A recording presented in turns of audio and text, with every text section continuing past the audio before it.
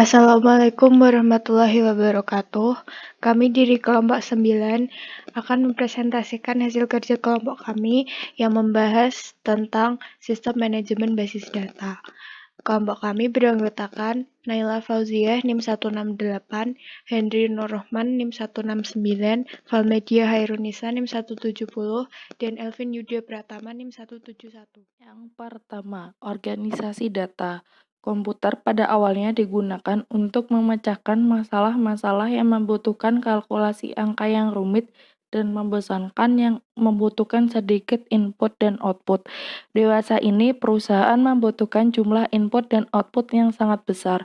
Perusahaan seringkali membutuhkan komputer untuk memecahkan masalah yang sama dengan input yang berbeda secara berulang-ulang. Perusahaan menyimpan data yang cukup besar di sistem informasi berbasis komputernya karena perusahaan tersebut melakukan begitu banyak transaksi bisnis. Agar dapat menggunakan data dan terhindar dari kekacauan, konsep data telah dipecah dan dikurangi menjadi konsep yang lebih kecil yang akan menyediakan balok-balok pembangun yang dapat dikombinasikan untuk menghasilkan kembali data awal dalam suatu bentuk yang terorganisasi dan dapat diakses.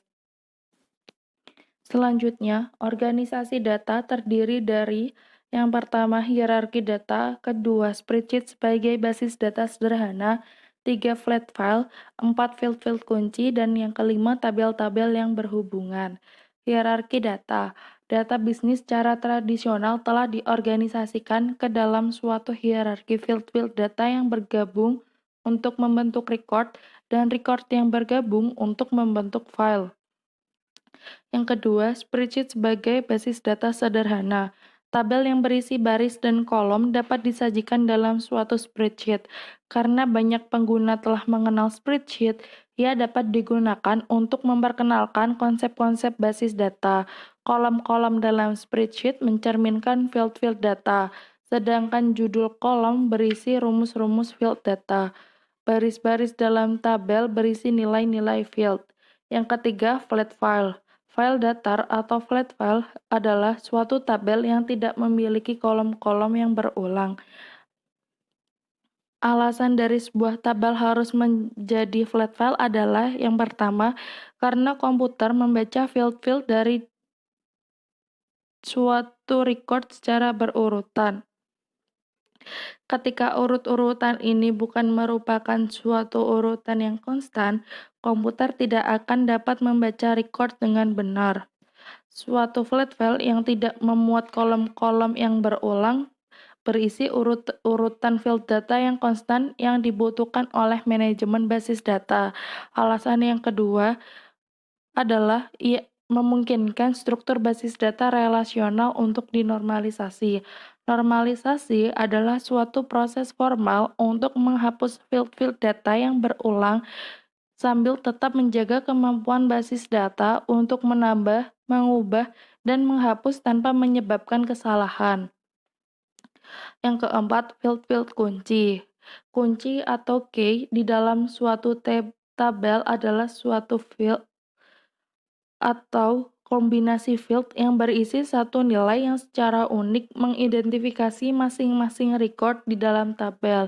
Ini artinya bahwa setiap baris dalam tabel akan teridentifikasi secara unik. Satu field dalam banyak kasus dapat menjadi kunci bagi suatu tabel. Hanya mampu membedakan antara 2 atau 3 baris saja tidaklah cukup. Nilai kunci harus unik untuk keseluruhan tabel. 5. Tabel-tabel yang berhubungan. Tabel-tabel berbagi satu field yang sama seperti kode, dan nilai field kode menentukan baris-baris mana di dalam tabel yang tergabung secara logis. 2. Struktur basis data. Struktur basis data adalah cara data diorganisasi agar pemrosesan data menjadi lebih efisien. Struktur ini kemudian diimplementasikan melalui suatu sistem manajemen basis data. Sistem manajemen basis data atau DBMS adalah suatu aplikasi piranti lunak yang menyimpan struktur basis data. Data itu sendiri, hubungan di antara data di dalam basis data, dan nama-nama formulir, jenis-jenis data, angka di belakang desimal, jumlah karakter, nilai-nilai default, dan seluruh uraian field lainnya. Struktur basis data ada 3. Yang pertama, struktur basis data hierarkis, kedua, struktur basis data jaringan, ketiga, struktur basis data relasional.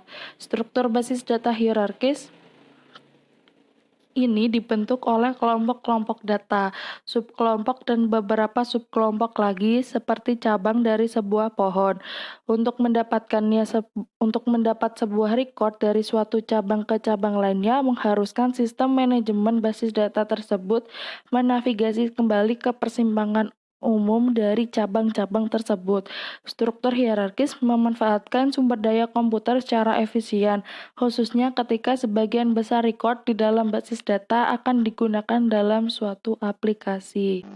Struktur basis data jaringan. Struktur basis data jaringan dikembangkan untuk memungkinkan penarikan record-record tertentu. Ia memungkinkan satu record tertentu menunjuk pada semua record lainnya di dalam basis data. Struktur jaringan memecahkan permasalahan keharusan untuk menarik balik hingga kembali ke cabang yang menyatukan basis data. Secara konseptual, setiap record dalam basis data dapat menuju ke semua record lain di dalam basis data. Ibaratnya seperti meloncat ke setiap cabang pada sebuah pohon. Akan tetapi, rentang kemungkinan koneksi yang begitu lebar merupakan kelemahan dari penerapan struktur jaringan pada masalah kepraktisan. Struktur basis data relasional. Sekumpulan basis data seperti ini terlihat seperti sekumpulan tabel yang mirip seperti tabel spreadsheet. Relasi di antara tabel tidak disimpan sebagai petunjuk atau alamat. Sebagai gantinya, relasi antar tabel bersifat implisit. Jika struktur hierarkis dan jaringan mengandalkan pada relasi fisik dalam bentuk alamat-alamat penyimpanan, relasi dalam struktur basis data relasional adalah implisit. Relasi implisit dapat secara tidak langsung berasal dari data. Ketika terdapat satu file dari sebuah kolom data yang sama dalam dua tabel, maka record pada baris dari kedua tabel tersebut akan dapat digabungkan ketika nilai-nilai file datanya yang sama. Inilah cara bagaimana kita telah menggabungkan bersama tabel-tabel jurusan dan mata kuliah dengan menggunakan nilai-nilai dalam file singkatan. Konsep dari suatu struktur basis data yang terdiri atas tabel-tabel di mana relasi terbentuk secara implisit dengan mencocokkan nilai-nilai dalam file data yang sama, maka akan mudah untuk dipergunakan dan dipahami. Contoh basis data relasional. Basis data jadwal. Contoh yang dipergunakan di sini diimplementasikan pada peranti lunak sistem manajemen basis data Microsoft Access. Namun, implementasi ini serupa pada setiap produk basis data relasional lainnya, seperti IBM, Oracle, Microsoft, dan banyak perusahaan lain yang menyediakan peranti lunak sistem manajemen basis data relasional. Implementasinya dapat sedikit berbeda, tetapi semua menggunakan struktur yang sama. Konsep basis data. Record dalam basis data merupakan intuitif urutan record yang ditampilkan dalam sebuah laporan yang merupakan cerminan dari urutan penyimpanan record di dalam disk komputer. Sasaran utama dari setiap konsep basis data adalah untuk meminimalkan pengulangan data dan memperoleh independensi data. Independensi data adalah kemampuan untuk melakukan perubahan pada struktur data tanpa melakukan perubahan pada program aplikasi yang memproses data. Struktur basis data yang dimuat dalam kamus data adalah kumpulan dari seluruh definisi file, definisi tabel, relasi tabel, dan hal-hal lainnya. Nama file data, jenis data yang berupa teks, angka, tanggal, nilai-nilai yang valid untuk data, dan karakteristik lainnya akan disimpan dalam kamus data. Perubahan-perubahan pada struktur data hanya dilakukan satu kali di dalam kamus data. Program-program aplikasi yang mempergunakan data tidak akan ikut terpengaruh. Yang ketiga, membuat basis data. Yang pertama, menentukan kebutuhan data. Ada dua cara pendekatan. Yang pertama, menggunakan pendekatan berorientasi pada proses. Pendekatan ini juga disebut dengan pendekatan berorientasi pada masalah. Alasan mengapa disebut dengan pendekatan berorientasi pada masalah, karena pendekatan ini digunakan ketika suatu masalah muncul. Untuk mendefinisikan kebutuhan data yang akan digunakan suatu perusahaan akan menjalankan langkah-langkah sebagai berikut. 1. Mendefinisikan masalah. Selanjutnya, mengidentifikasikan keputusan yang dibutuhkan, lalu menjabarkan kebutuhan informasi dan menentukan pemrosesan yang dibutuhkan. Setelah itu, menentukan spesifikasi kebutuhan data. Setelah masalah teridentifikasi, data dan pemrosesan yang berhubungan akan dapat ditentukan. Kekuatan dari pendekatan ini adalah dapat mengatasi suatu masalah dengan baik. Sedangkan kelemahan dari pendekatan ini adalah prosesnya yang memakan waktu lebih lama karena harus melalui beberapa tahap pengidentifikasian dan penentuan untuk mengambil keputusan yang tepat. Pendekatan yang kedua yaitu menggunakan permodelan perusahaan. Kekuatan dari metode ini adalah perusahaan mengambil keuntungan dari sudut pandang sumber daya data perusahaan yang luas. Semua area diperhitungkan dan sinergi sumber daya data antar area-area bisnis juga dapat ditingkatkan. Sedangkan kelemahan dari metode ini adalah kesulitan dalam mengaitkan data dari satu masalah bisnis ke masalah bisnis yang lainnya. Namun, kelemahan ini dapat diatasi dengan menentukan seluruh kebutuhan data perusahaan, kemudian menyimpan data tersebut dalam basis data. Selanjutnya, teknik-teknik pemodelan data. Ada dua macam teknik. Yang pertama, diagram relasi entitas atau Entity Relationship Diagram atau ERD. ERD adalah tingkat konseptualitas data yang lebih tinggi. ERD mengungkapkan entitas-entitas mana yang akan dihubungkan dengan entitas-entitas lain. Hubungan antar entitas tidak ditentukan oleh field-field yang sama dalam masing-masing entitas. Karena selama tahap awal pengembangan dikonseptualisasikan, field-field data yang sebenarnya tidak diketahui, tetapi pengguna dan para profesional sistem informasi dapat mengkonsep bagaimana record dalam entitas dapat berhubungan dengan record entitas lain. Entitas dalam ERD akan memiliki nama, relasi akan menghubungkan entitas satu dengan yang lain. Selanjutnya, diagram kelas merupakan penggunaan data pada aplikasi dan tindakan-tindakan yang terkait dan data dapat disajikan secara grafis. Teknik ini berorientasi pada objek. Objek adalah bongkahan konseptual dari suatu sistem informasi data. Objek memiliki karakteristik yang bermanfaat untuk melakukan analisis serta perancangan sistem informasi. Namun, di sini hanya tertarik pada dampak yang diberikan kepada pengguna data. Diagram kelas terdiri atas nama, field-field di dalam kelas, dan tindakan atau metode yang digunakan di dalam kelas. Menggunakan basis data. Kita biasanya berinteraksi dengan sebuah basis data dari sebuah komputer pribadi, meskipun data tersebut berada di tempat lain dalam jaringan. Formulir, laporan, dan query adalah metode-metode umum yang dipergunakan untuk mengakses basis data yang disimpan dalam suatu sistem manajemen basis data. Laporan dan formulir. Mayoritas interaksi pengguna dengan basis data adalah melalui laporan dan formulir. Sebagian besar vendor piranti lunak manajemen basis data menawarkan GUI atau Graphic User Interface, yaitu yang memudahkan pembuatan formulir dan laporan.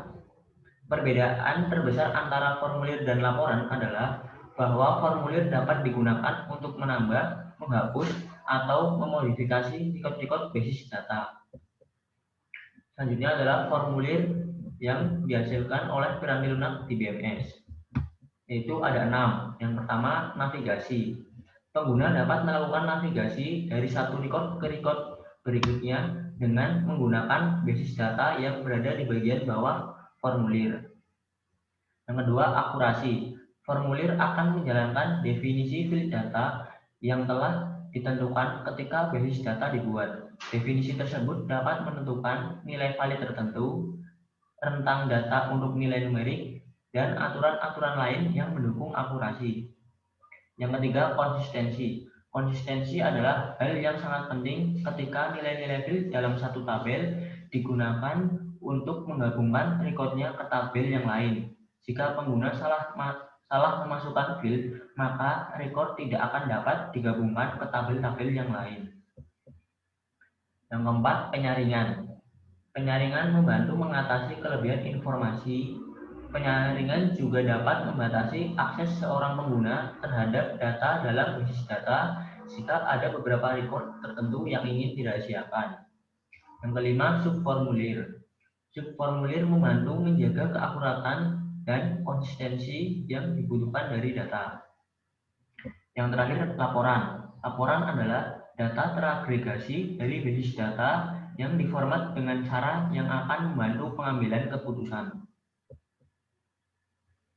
Selanjutnya, query. Query adalah suatu permintaan kepada basis data untuk menampilkan record-record yang dipilih. Sistem manajemen basis data biasanya memberikan antarmuka yang mudah untuk digunakan bagi para pengguna.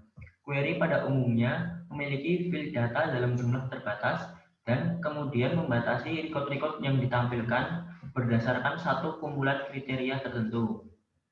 Gambar di samping ini adalah contoh dari query.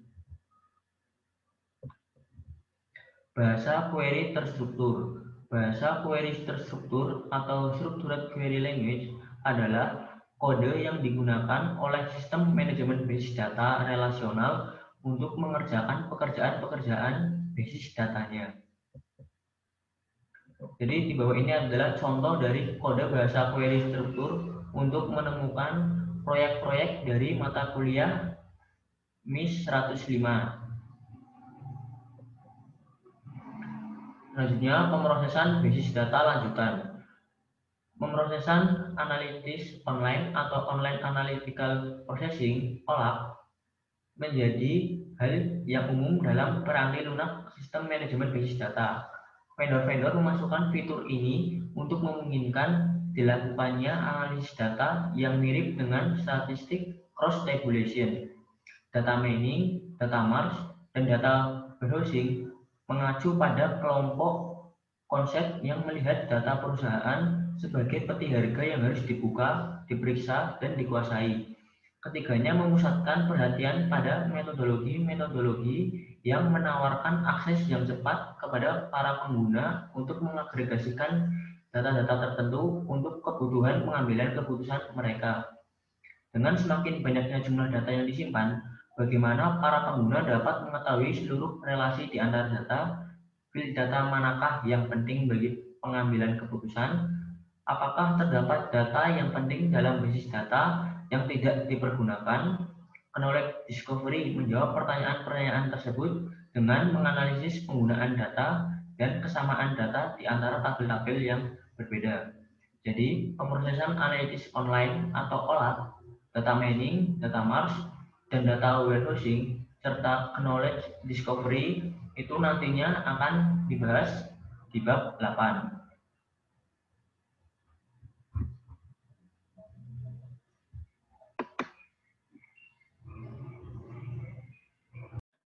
Personel basis data. Terdapat beberapa personel penting yang berkaitan dengan basis data.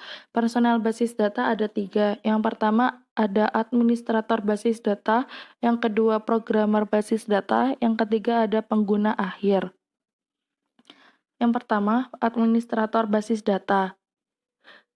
Spesialis informasi yang ahli dalam mengembangkan, menyediakan, dan mengamankan basis data adalah administrator basis data. Administrator basis data memiliki tanggung jawab teknis maupun manajerial atas sumber daya basis data. Administrator basis data mengawasi seluruh aktivitas basis data. Tugas-tugas administrator basis data antara lain yang pertama ada perencanaan basis data. Perencanaan basis data mencakup bekerja dengan manajer-manajer area bisnis dalam mendefinisikan kebutuhan data perusahaan. Administrator basis data hendaknya menjadi anggota dari setiap tim yang terlibat dengan pendekatan proses oriented atau pemodelan perusahaan dalam menentukan kebutuhan data. Selain itu, administrator basis data memainkan peran penting dalam memilih peranti keras dan peranti lunak sistem manajemen basis data. Tugas administrator basis data yang kedua ada implementasi basis data. Implementasi basis data terdiri atas pembuatan basis data untuk mengikuti spesifikasi dari sistem manajemen basis data yang dipilih maupun untuk menyiapkan dan melaksanakan kebijakan dan prosedur bagi pengguna basis data.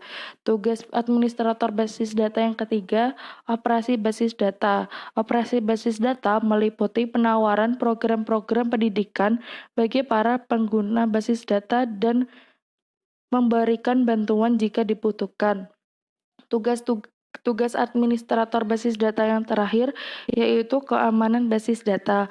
Keamanan basis data meliputi pengawasan aktivitas basis data dengan menggunakan angka statistik yang diberikan oleh sistem manajemen basis data. Selain itu, sistem manajemen basis data memastikan basis data tetap aman. Personel basis data yang kedua ada programmer basis data. Programmer basis data menunjukkan spesialisasi dan seleksi tingkat tinggi. Personel programmer basis data diminta untuk membuat kode komputer pemrosesan data yang efisien. Programmer basis data sering memiliki lebih banyak pengalaman dan pelatihan daripada programmer lain yang dimiliki oleh perusahaan. Alasannya adalah bahwa basis data merupakan pusat penyimpanan fakta bagi perusahaan. Jika terjadi kesalahan pemrograman di dalam basis data, maka konsekuensinya akan dapat dirasakan oleh pengguna dalam jumlah yang sangat besar. Karena alasan ini, perusahaan menginginkan para programmer basis datanya dipilih dari personel paling ahli yang tersedia. Programmer basis data seringkali menuliskan kode untuk memecah dan atau mengagregasikan data bagi basis data. Personel basis data yang terakhir ada pengguna akhir. Pengguna akhir tidak dapat diabaikan sebagai personel penting yang berinteraksi dengan basis data. Mereka membuat laporan dan formulir, memberikan query kepada basis data, dan menggunakan jawaban dari pertanyaan basis data mereka untuk pengambilan keputusan yang akan mempengaruhi perusahaan dan unsur pokok lingkungannya. 6. Menempatkan sistem basis data dalam perspektif.